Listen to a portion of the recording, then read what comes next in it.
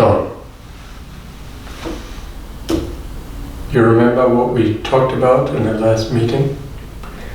And that's why I want you to go back. If I knock with this metal stick, you will try to concentrate. Concentrate.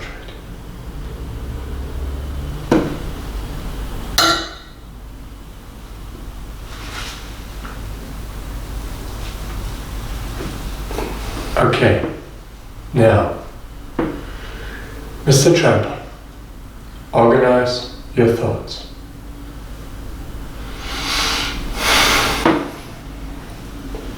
Where do we start? Let's take Saturday, September the 12th. The day that didn't want to end? The day that shouldn't end for you.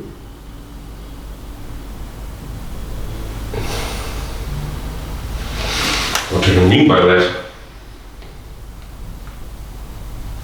I mean, just as you told me in the last meeting, if we hypothetically assume you're a supernatural, you were, how do I phrase this? You were conflicted in a supernatural event, and you told me like you were trapped, someone didn't let you go. So you just tell me everything that happened on that day. We talked about that a lot, and we couldn't find a conclusion. So just try again. Now, before you start, just let me free your mind once again.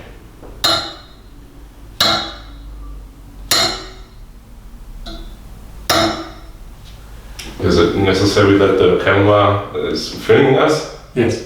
Why? I take these shots, so if I go back to them and rewatch how you reacted to everything I did, how I behaved, how I talked to you, and why you are reliving your own memories, you express a lot of emotions, and I can go back and rewatch them and see and study your character, your case, and I can try to put a new person, a new view together and stick it to you.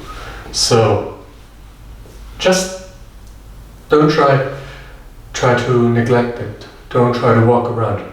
Just tell me what happened on that day. But you won't believe me.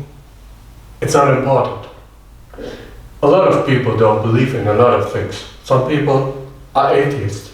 Some people believe in racism. Some people believe in a lot of different things we can't logically explore. But you mean, listen to me. I'm a foreign doctor. I'm a doctor who fled here, whose parents fled here at the beginning of World War I. I'm a Jewish immigrant, and I, as a Holocaust survivor. See, look at you. Okay. Look at you. You don't believe me. Why do you don't believe me? Because it's silly. Because it's silly? Why? Because I made it up?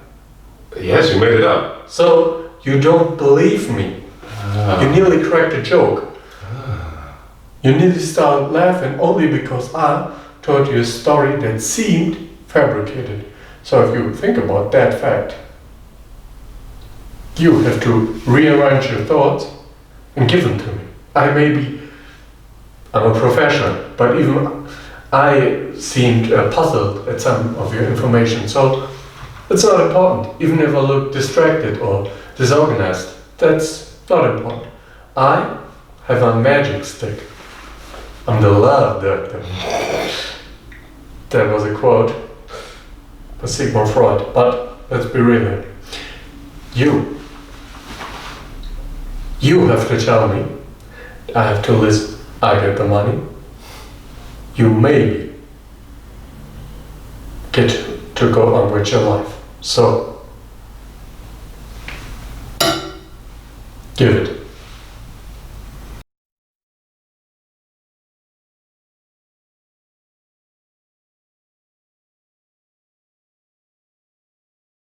John receives a call by a woman called Venice Striger.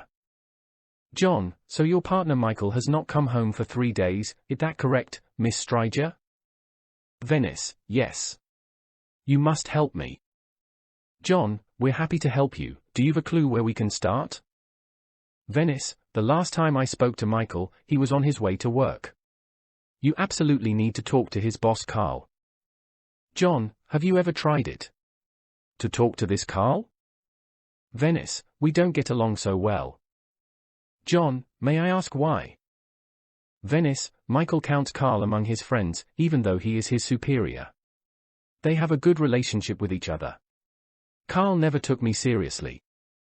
John, can you elaborate on that? Venice, Michael and I are not married. Carl sees me only as a temporary solution, even though Michael and I have been together for 7 years. And have a daughter. But Carl said Michael should never have separated from his previous partner. According to him, the perfect dream couple. John, okay, I see. Then we will ask this Carl. Where do we find it? Venice, Carl Friedman Productions. This is a small film studio nearby. John, Carl Friedman. Friedman Productions.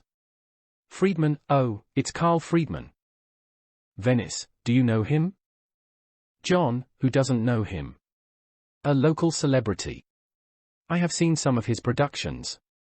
What is Michael's role in this? Venice, he is a co-producer of his films. They are partners, but they are not equals. John, that's why he's called boss. Understand? Venice, will you talk to him? John, we will. John hangs up the phone.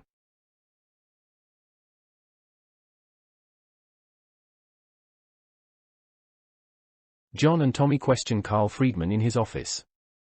Tommy, Mr. Friedman, nice to meet you.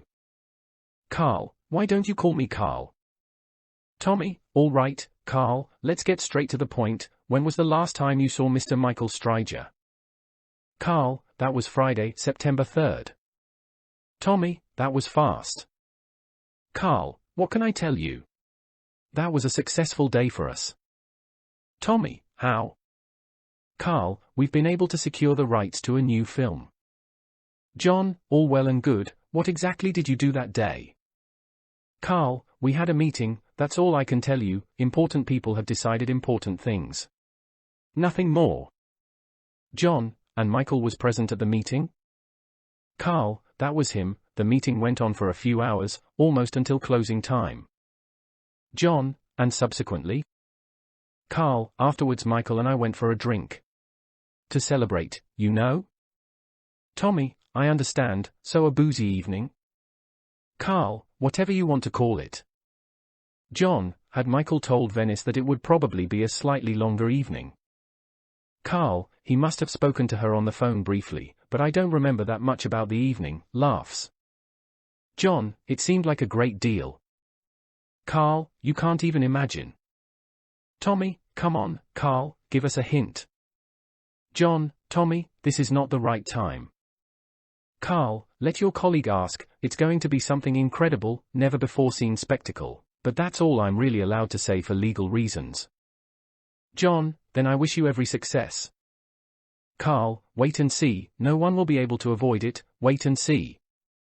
John, as you think, before I forget, you didn't hear from Michael after the evening, did you?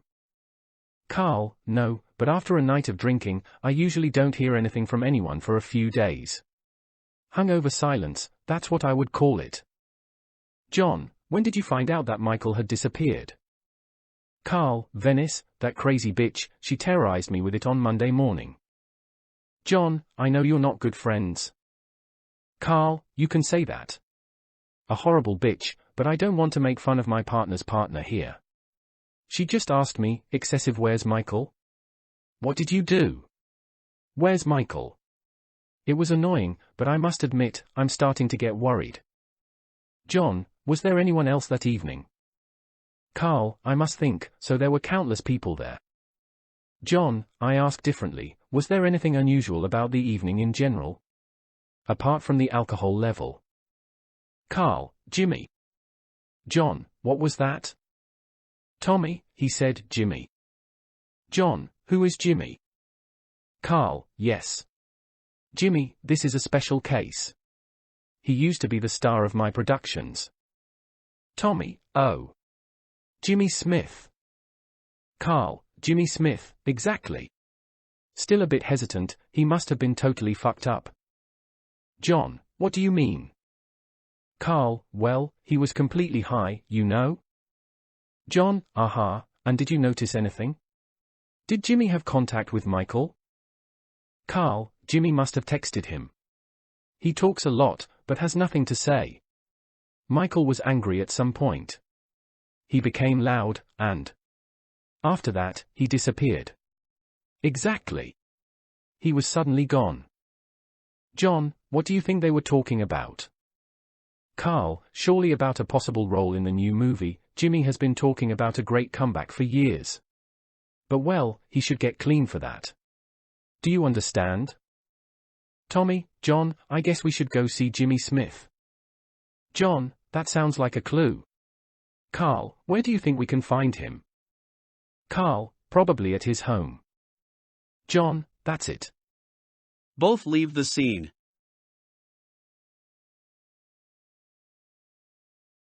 John and Tommy question Jimmy at his apartment.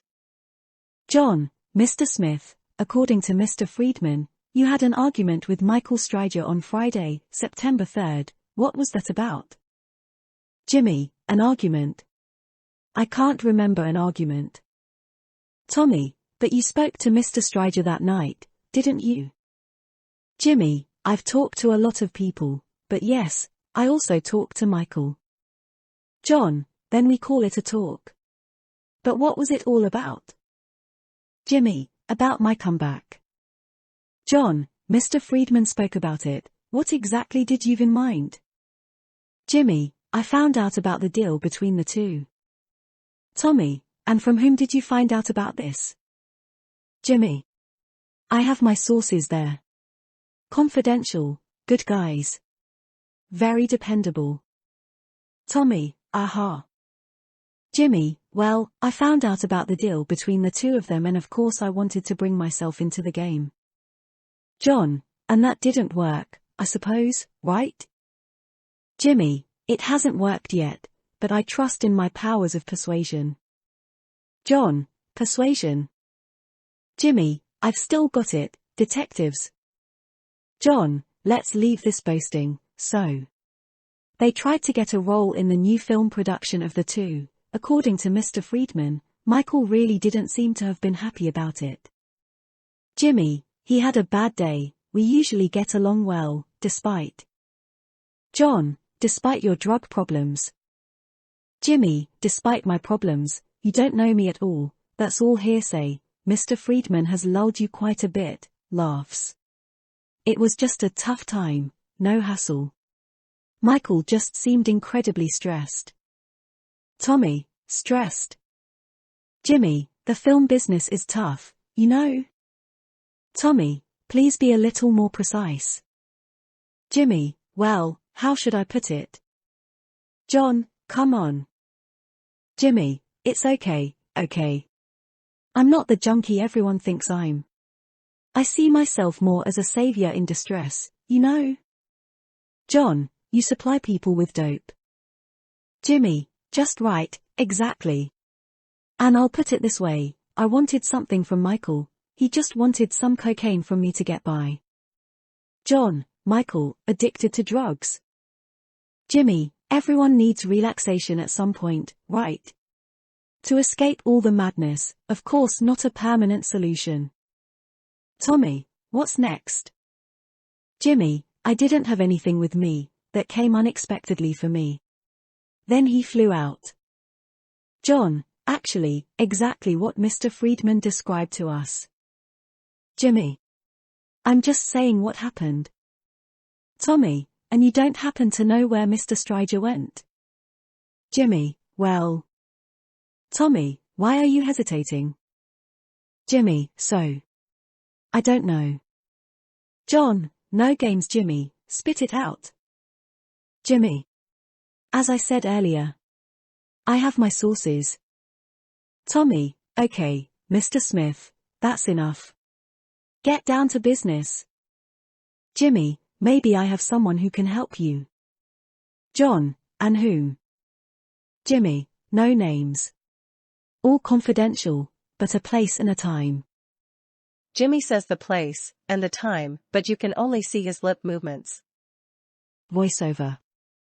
John, in the end, it led us to the building you will see in a minute. It was a mistake going there, but Jimmy seemed very suspicious, in the sense in which he has given himself. Jimmy laughs, then close-up of Tommy, then longer shot of John. Voiceover. John, he didn't seem like a junkie to me. He seemed very calculating, almost forward-looking. Why did he lead us to this place, at that time? Did he just want to get a role from Michael? Did Michael just want dope from Jimmy? Or did one of his sources whisper something to him? A secret, something about Michael, something about Venice. Had Michael been unfaithful? Were there perhaps photos of a sexual faux pas? Something Jimmy could blackmail Michael with. Something's not right here. Now only Jimmy's invisible source can help us, otherwise we won't get anywhere.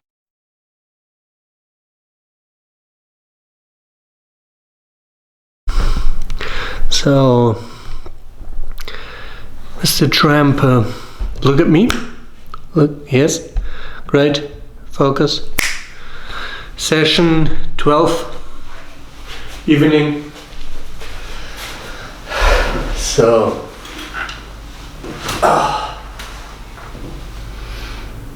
John.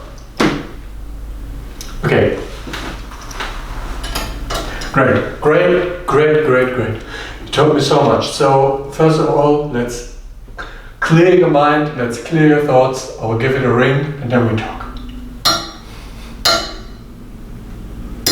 I know you don't believe in that stuff, but I know it helps, so let's give it. So. You won't believe me. It's so... No. It doesn't matter, John. That's not what it's about. We are progressing. And I mean it, bit by bit. I think we have found an anchor. We are really coming forward. We're going somewhere, and you feel alone, and you're missing the purpose, the meaning in life. If you look at famous historians, famous psychologists, they all say the same thing. If you look at Segi Jung, for example, they made a study which is called character. You don't need to know it, but if we take that test and that you run through it, you'll be able to reflect yourself. But that's something for a different session. So if we look at the meaning of life, the big question is for you. What is the meaning of life? That isn't a good question, because there is no right answer. I know. Of course we know, but yeah. What do you think about it? What's your saying about the meaning of life? Do you have an answer for me? So, if you look back, if you think about your earliest moments, you say sometimes these early moments, they flash by your own eyes, like videotapes. And if we look at different people, if we look at people outside, Some people are happy with other people. Some people are happy, they find life in persons. Some people find it in family, in love. Some people in the friends. And some people, like you, they want to create something. They want to solve a riddle. They want to... That's what all people, in my opinion, want. To be immortal. So... Well, Doctor, I thought that with my passion, the private detective agency, I had found my anchor, but it's not true. Wait a second, the detective agency, now we talked about it. It is definitely filling you up. You have a great partner. You go through, let's call it strange adventures, but that's something you can talk about. If we think back a year ago, what you had at that point? Your old venture you had with an old friend, that shivered. What was left? It was you. It was you sitting around. You didn't start a detective business. You didn't know where it was supposed to go. But now, you stood up, you started something new, you tried.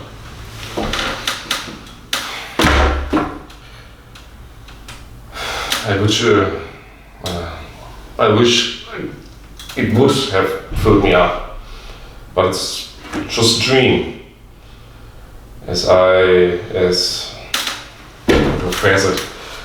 if I continue to dream about it, even if it is already a reality. Just You want to drink? no.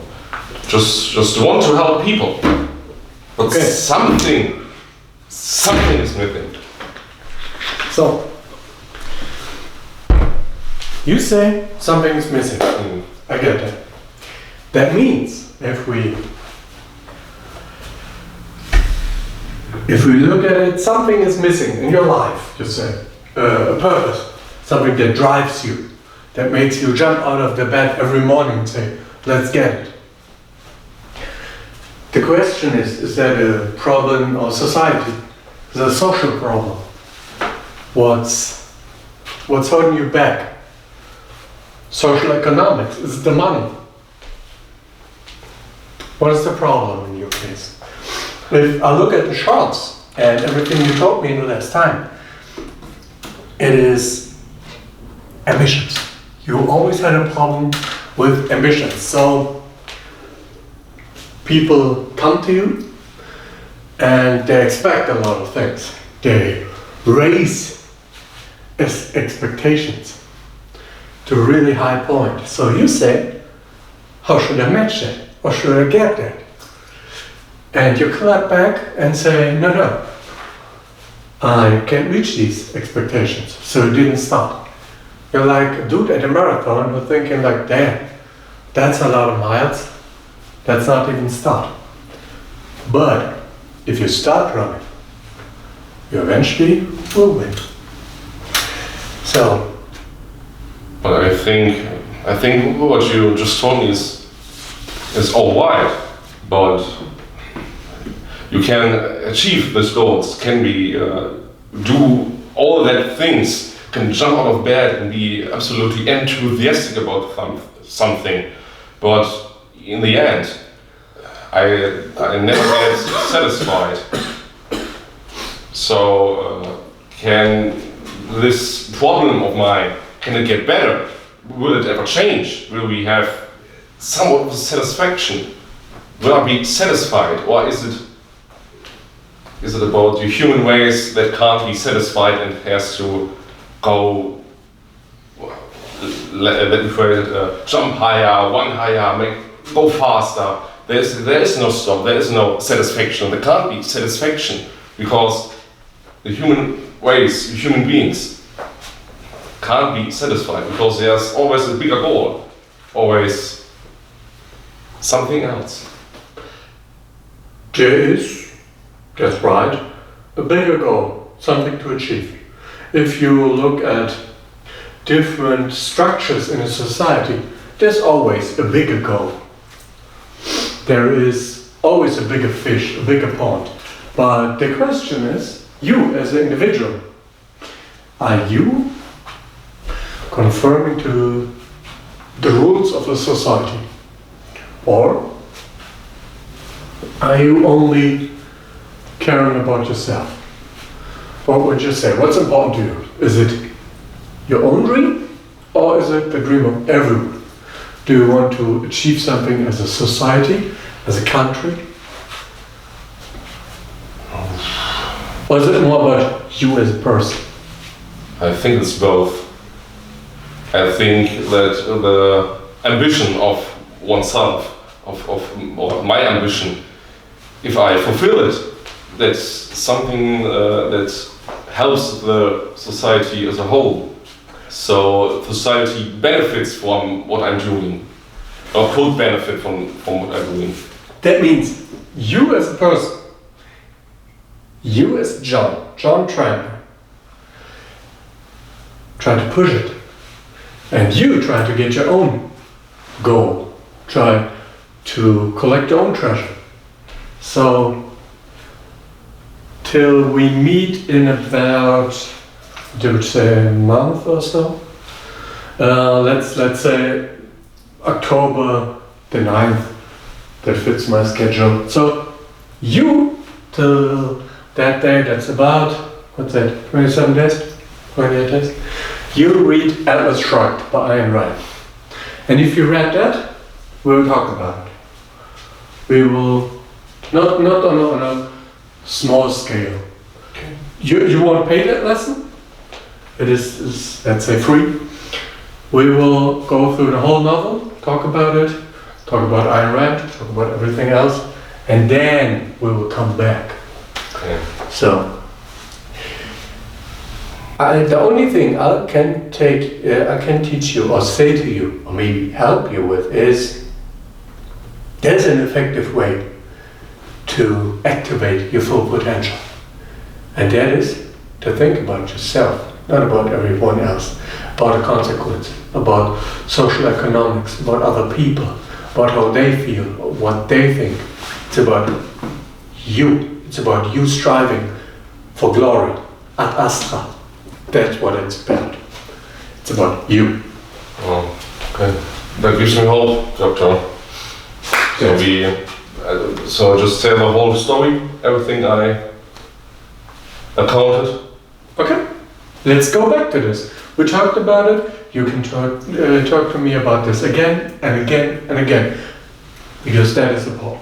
You can talk about your problems, your traumas, your things, your thoughts, your dreams. Talk it.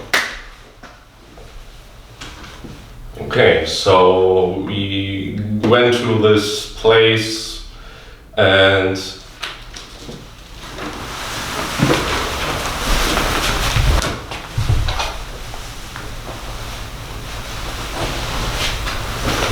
something happened.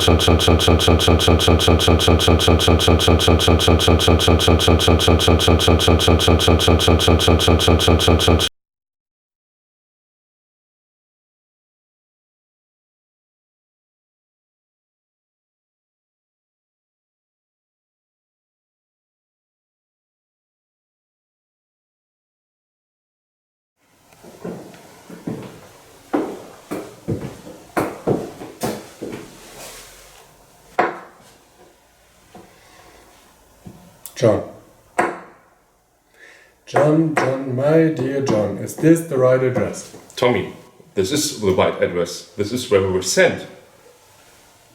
But where's the contact? I don't know either. But this is the right place. I guess we have to wait. That's bizarre.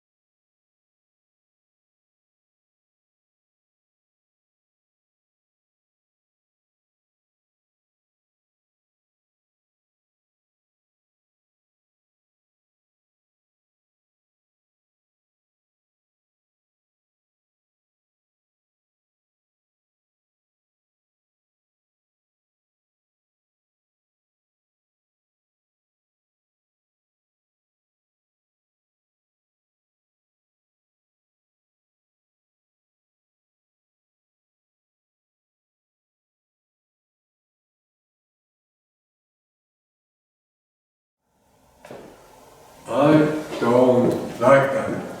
What do you mean?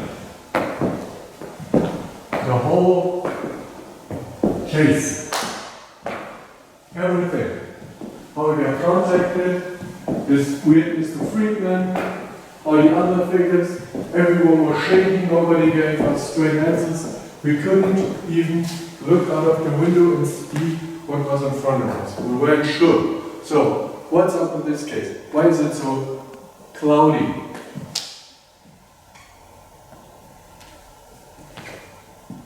I dislike all of it. What do you mean? It's like huge conspiracy. Nonsense. Jimmy, Dennis, Carl, even Michael. They all turned on us. We don't have any clues about Michael. We have nothing. We don't know anything about the others either. No. We only know their professions, but we don't know what Michael is. Good private investigators have to handle this. That's what you say to all cases. And we solved almost all of them. You talked to me on Monday. Yes, I did. And Tuesday we talked to that Friedman fella. Mr. Friedman, yeah?